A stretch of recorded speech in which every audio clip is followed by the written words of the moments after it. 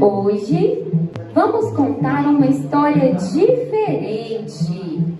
Uma história de um rei que ouviu sobre a reforma protestante.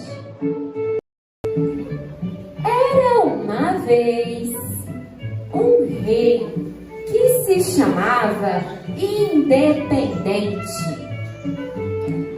O rei Independente era um rei poderoso e inteligente. Vivia em seu enorme palácio sozinho, apenas com os servos. Mas ele sempre dizia que não precisava de ninguém, pois era independente, como dizia seu nome. A única pessoa que ele até deixava ficar um pouco mais por perto era seu contador de histórias, pois às vezes ficava muito tedioso e queria então ouvir algumas histórias para se divertir. Esse era o Duardo. Duardo lhe contava histórias todos os dias pela manhã. Duardo estava sempre no palácio e sabia qual era o maior medo do rei: se tornar dependente de alguém. Eu esqueci de falar, mas o rei se chamava Independente porque nunca obedeceu aos seus pais, nem nenhum comandante do exército, muito menos os seus servos. Ele sempre achava que quanto mais sozinho, melhor. Um dia, Duardo, que contava histórias do rei, trouxe algo que o rei nunca tinha ouvido falar.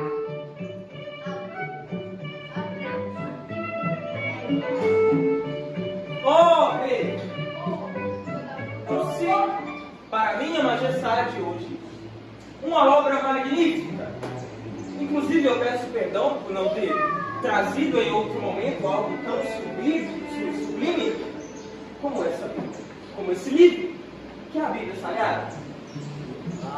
Que inclusive, só um minutinho, é simplesmente o livro mais vendido do mundo. Sabia dessa? Que esplêndido, Duardo!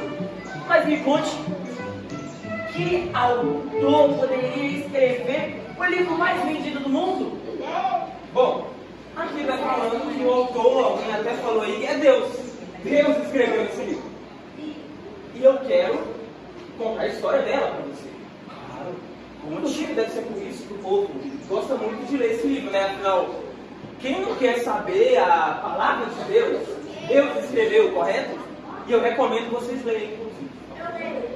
Bom, Vamos, Duardo, me conte. ela começa mais ou menos assim. Eu vou precisar de uma trilha sonora. Não, claro. R$5. A parte que Duardo leu do livro fala sobre a condição de toda a humanidade diante de Deus. Falava sobre o pecado, como o pecado nos separava de Deus. Falava sobre o que estava prometido para todos nós. O rei ouviu da boca de Duardo que todos nós estávamos condenados à morte eterna. Isso é absurdo, Duardo. Como que o livro mais vendido do mundo, mais lido, relido, fala sobre morte? Morte eterna. Como que esse livro fala que todos nós estamos condenados à morte? Duardo, você vai me explicar isso direito. Calma, ó rei. No livro preto, no mesmo livro, lá em Romanos 3, diz que tanto os judeus como os gregos estão debaixo do pecado. E a nota de rodapé do livro diz, inclusive, que isso significa que todos estão debaixo do pecado. Diz que não há um justo, nenhum sequer. E eu sinto muito dizer, mas meu grande rei também está debaixo do pecado. Mas eu sou rei, eu sou independente. Não vai ser esse livro que vai falar isso comigo. Duardo, você pode ter certeza, eu vou me salvar. Te garanto isso. O verdade sobre o rei é que, apesar de gostar de ouvir histórias, nunca as terminava.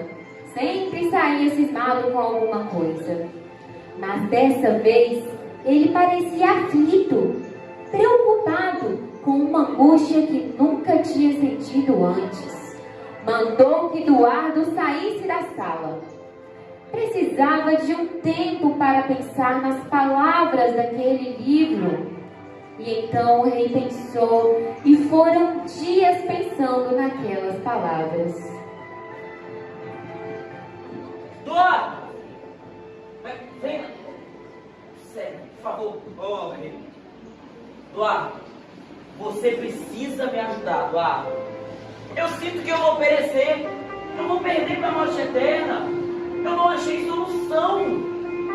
Eduardo, meu amigo Eduardo, por favor, me fala o que eu preciso fazer para ser salvo. Rei, eu trago boas notícias. Eu estava estudando a Bíblia e eu vi que o caminho da fé pode salvar o pecador, a mensagem da fé. E automaticamente eu lembrei de outra história.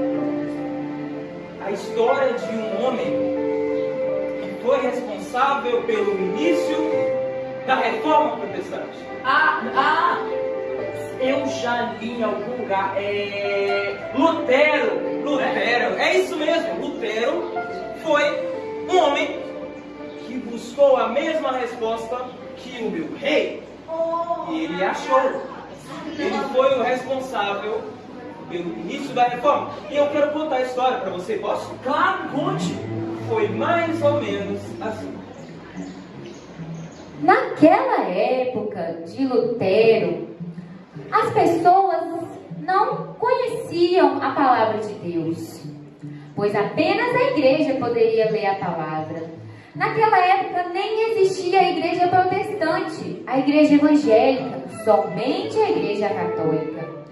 Mas era um momento difícil, de muitas brigas, muitas mentiras e o mais importante, muitas ideias contrárias à palavra de Deus. E por isso começou a Reforma Protestante. Uma das coisas erradas que faziam era enganar as pessoas, dizendo que boas obras e dinheiro poderiam dar a elas a salvação. Tetzel era um dos monges que vendia essas mentiras. Ó povo abençoado, que a paz de Deus esteja convosco.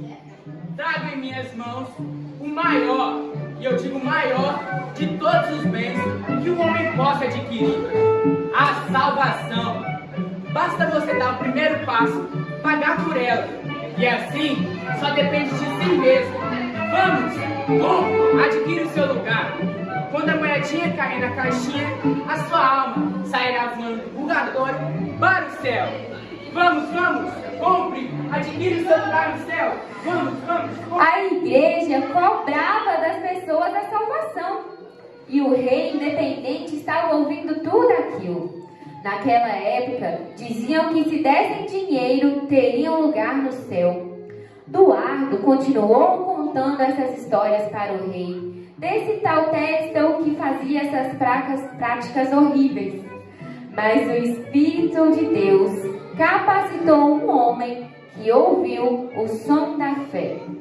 Lutero era esse nome. Lutero tentava fazer tudo certo, fazia boas obras, tentava ser uma pessoa muito boa, fazia tudo isso para alcançar a salvação, mas não conseguia sentir-se salvo, não conseguia entender que tinha recebido perdão. Ele estava muito preocupado com isso e clamou a Deus por misericórdia. Ó Deus, Todo-Poderoso, quem sou eu diante de ti? Eu não passo de um pecador imundo, e tu és o Todo-Poderoso, Criador dos céus e da terra. Como poderia eu estar livre do poder do pecado? Somente as minhas obras não irão me salvar. Essas foram as declarações de Lutero em meio ao seu conhecimento de pecado.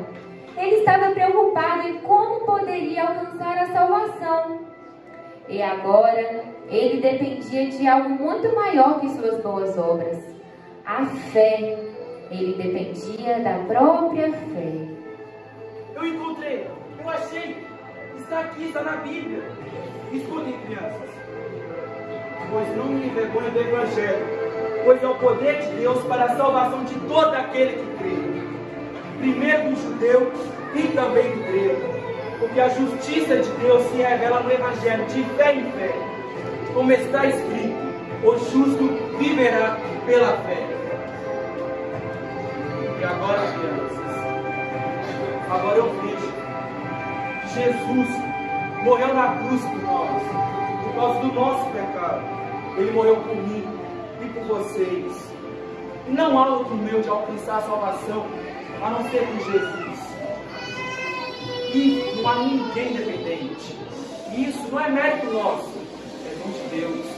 E se alguém aqui deseja se salvar, que não fique buscando por obras, busque pela fé.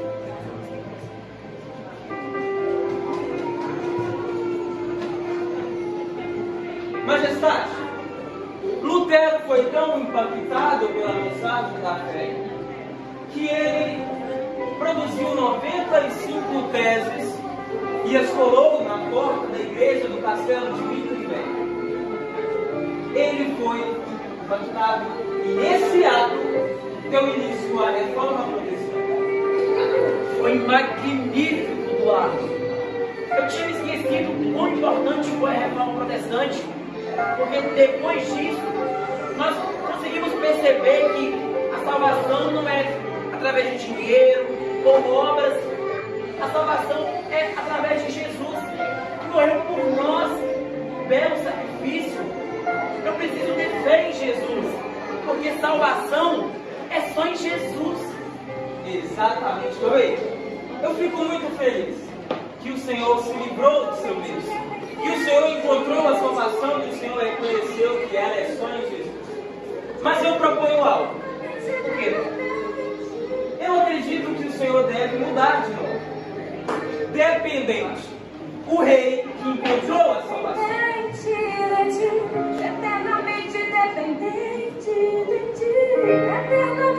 Crianças, essa é uma historinha sobre um rei que ouviu sobre Jesus e a reforma protestante. Esse rei encontrou a salvação em Jesus. A reforma protestante realmente aconteceu. E assim como aquelas pessoas tiveram acesso à palavra de Deus, hoje nós também sabemos que Jesus nos salvou e que pela fé e graça de Deus somos salvos. E a pergunta que existia: como a pessoa pode ser salva? Lutero respondeu: não pelas obras, mas somente pela fé em Jesus. Tchau, crianças. Até semana que vem.